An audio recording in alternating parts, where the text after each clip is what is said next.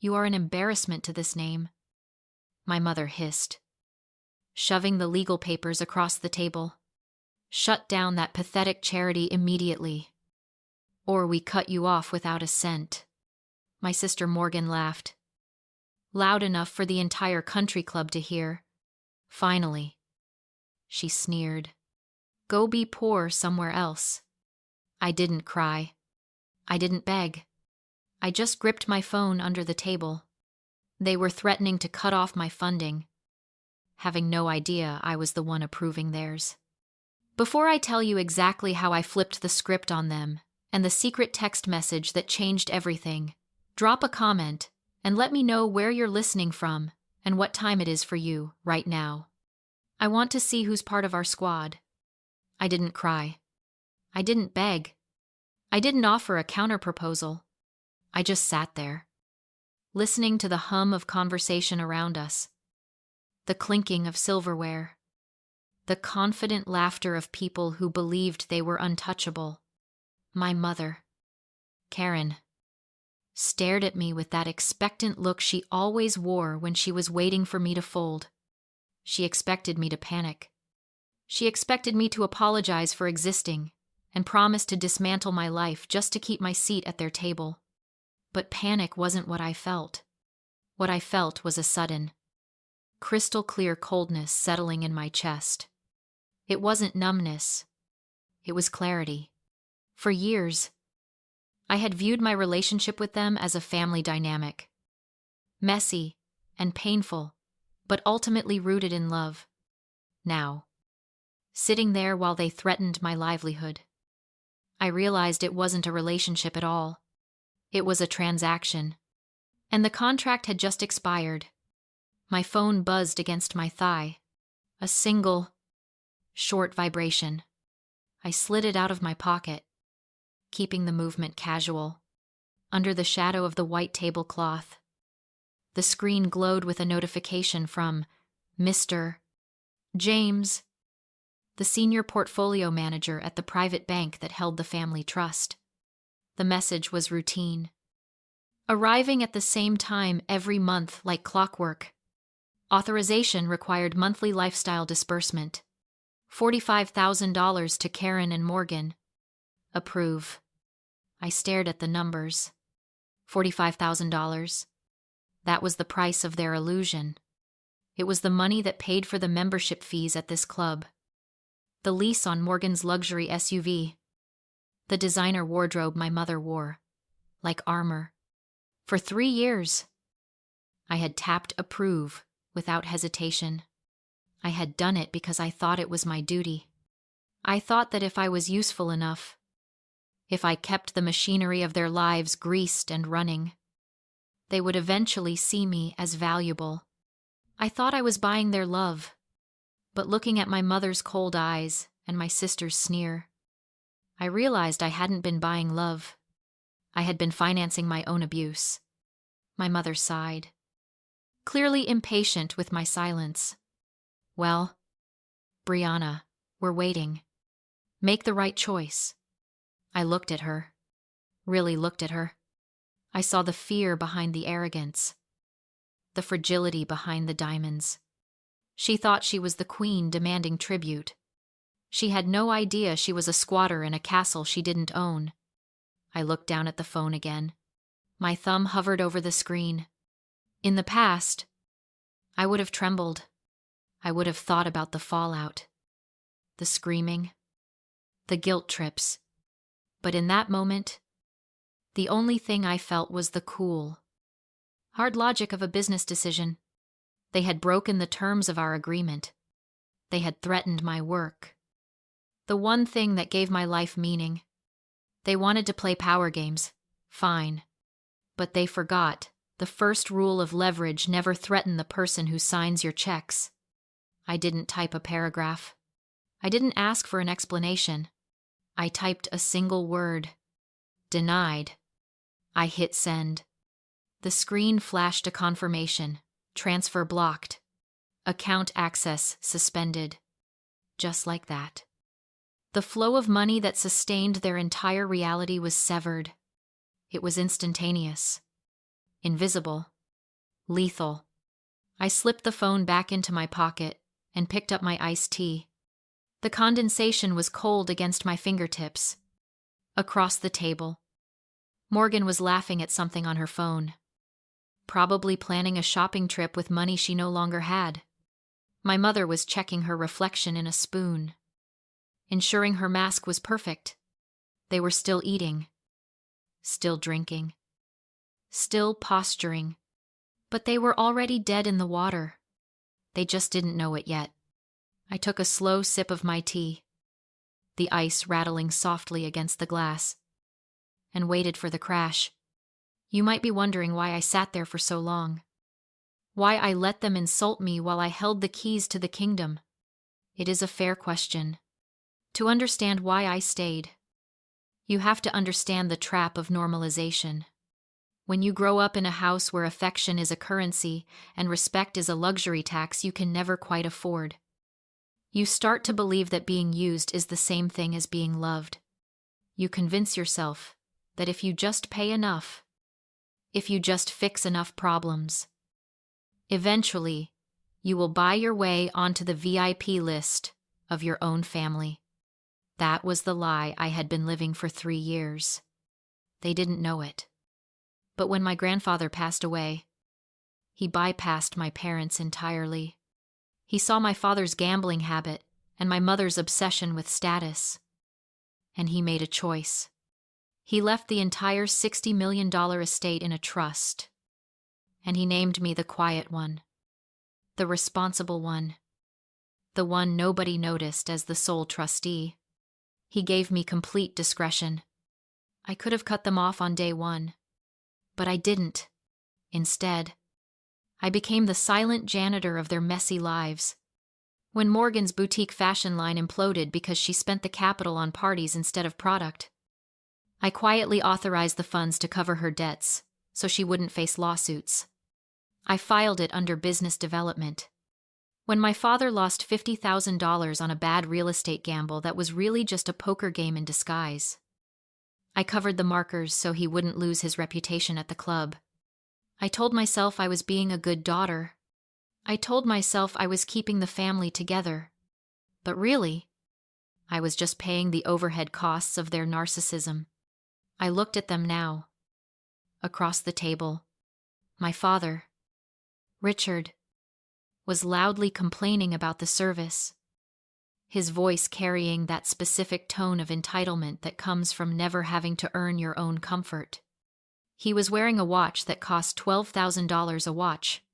I had approved the purchase for last Christmas because I thought maybe, just maybe, he would look at it and think of me with something other than disdain. He didn't. He never did. For 3 years, I had normalized their cruelty. I had accepted their insults as the background noise of my life. A fair trade for the privilege of sitting at their table. But as I watched Morgan smirk at me, sipping a drink paid for by the very fund she was too incompetent to manage, the fog finally lifted. I wasn't preserving the family legacy. I was subsidizing their delusion. They called my nonprofit a hobby. They called my career a joke. Yet, without me, their entire world was a stage set, with no one behind the curtain to pull the ropes. They thought I was the leech, clinging to their prestige. The reality was, I was the host, and they were the parasites who had finally grown too big for the body they were feeding on. I took a deep breath, feeling the air fill my lungs. It tasted different now. It tasted like the end of something. I had spent millions of dollars trying to prove I was worthy of them. I realized now that the only thing I needed to prove was that I was strong enough to walk away. The bill for their lifestyle was coming due. And for the first time in history, I wasn't going to pick up the tab. 10 minutes later, the bill arrived. It came in a black leather folder, discreet and heavy, placed gently at the edge of the table by a waiter who looked like he would rather be anywhere else. The lunch had been a spectacle of excess champagne, lobster towers, vintage wines, and the total was likely more than most families spent on groceries in 6 months. My father, Richard, didn't even look at the check. He didn't break his conversation with a passing golf pro. He simply reached into his jacket pocket, pulled out his heavy platinum card, and tossed it onto the table. It landed with a dull, metallic thud. That sound. It was the sound of my entire life. The sound of problems being solved without effort. The sound of consequence being outsourced to someone else. Put it on the card, son, he said, waving the waiter away without making eye contact. I watched the waiter retreat. I took another sip of my tea. The ice had melted, watering it down. But I drank it anyway. I needed something to cool the fire in my veins. Across the table, my mother was reapplying her lipstick. Checking her reflection in her compact mirror, Morgan was texting, probably complaining to her followers about the slow service. They were so comfortable, so safe. They existed in a bubble where money was like air, invisible, infinite, and guaranteed. Then the waiter returned. He wasn't walking with the confident stride of someone closing a big tab. He was walking slowly, his eyes fixed on the ground. He stopped at Richard's elbow and leaned in. His voice, a hushed whisper, meant to preserve dignity. I'm sorry. Sir, the card was declined. Richard laughed. It was a loud, booming sound that made heads turn at nearby tables. He didn't look embarrassed. He looked annoyed, like the waiter had spilled water on his shoes. Don't be ridiculous, he snapped. It's a chip error. Run it again. Or type the numbers in manually. The machine is obviously broken. I tried. Sir, twice. The bank returned a code. Do not honor. The table went quiet. The laughter died in Morgan's throat. My mother snapped her compact shut. Richard's face flushed a deep, ugly red. He snatched the card back and threw a second one, a gold business card, onto the tray. Use this one, he hissed. And get me the manager. I don't appreciate being insulted. The waiter hurried away. I watched the clock on the wall. 3 minutes. That was how long it took for the second card to bounce. When the waiter came back, he wasn't alone. The floor manager was with him, looking apologetic but firm. Mr. Foster, I'm afraid both cards have been flagged by the issuer. We cannot process the payment. Richard stood up, his chair scraping violently against the patio stones. This is harassment. I have been a member here for 20 years. Do you know who I am? Morgan rolled her eyes and dug into her designer purse. God. Dad. Stop making a scene. Here. She pulled out her own black card. The one attached to the trust account I managed. Just put it on mine. I'll sort it out later. She held the card out with that familiar, imperious tilt of her chin. The manager took it. He walked to the portable terminal at the service station a few feet away. We all watched. We watched him swipe. We watched him wait. Beep. The red light on the machine flashed. Morgan frowned. What is going on? The manager returned, handing the card back with 2 fingers, as if it were contaminated. Miss Foster, this account has been frozen. Frozen. Morgan's voice pitched up, cracking the glass-like tension of the patio. That's impossible. I have a $45,000 transfer scheduled for today. She turned to me. The movement was sharp, accusatory. The panic in her eyes wasn't fear of poverty. It was the indignation of a child who had been told no for the first time in her life.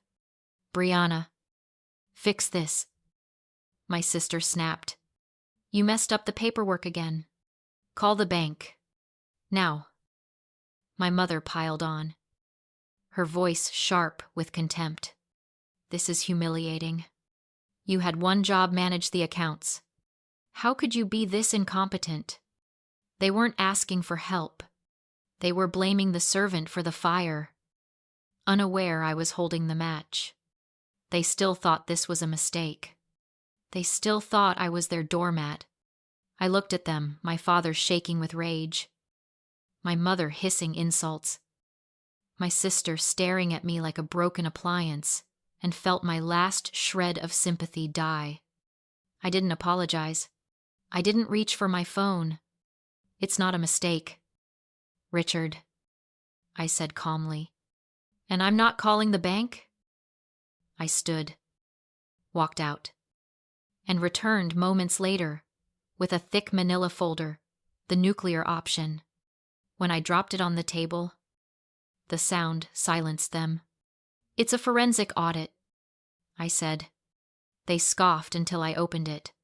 For 3 years, I've authorized a monthly transfer of $45,000. I continued. You assumed it was lifestyle spending. You never did the math. That money was servicing debt. I looked at my sister. Morgan knows. Page 4 was a private equity loan, $2 million secured against the house. My father swore he never signed it. You didn't, I said. Morgan forged your signature to fund her fashion brand. It failed. The debt didn't. The truth collapsed her. The payments weren't an allowance, they were interest. I'd been paying creditors to stop foreclosure, but I stopped. I added, the loan is now in default, and I sent this audit to the bank's fraud department this morning. Silence followed. Not just financial ruin, criminal exposure. You wanted to know who I am, I said quietly. I'm the only reason you weren't arrested already. But my shift just ended. For the first time, my father begged. Too late. I walked away and never looked back. That same day, I went to my office and signed one final document, the transfer of the entire trust, $60 million. I dissolved it. Every dollar went into a permanent endowment for my nonprofit. The Clean Water Initiative. I turned inherited vanity into wells, filtration systems, and life. 6 months later, I'm in Kenya, watching clean water flow from a solar-powered pump. Back home, they're selling furniture to pay lawyers. I didn't just walk away from their table. I planted something real.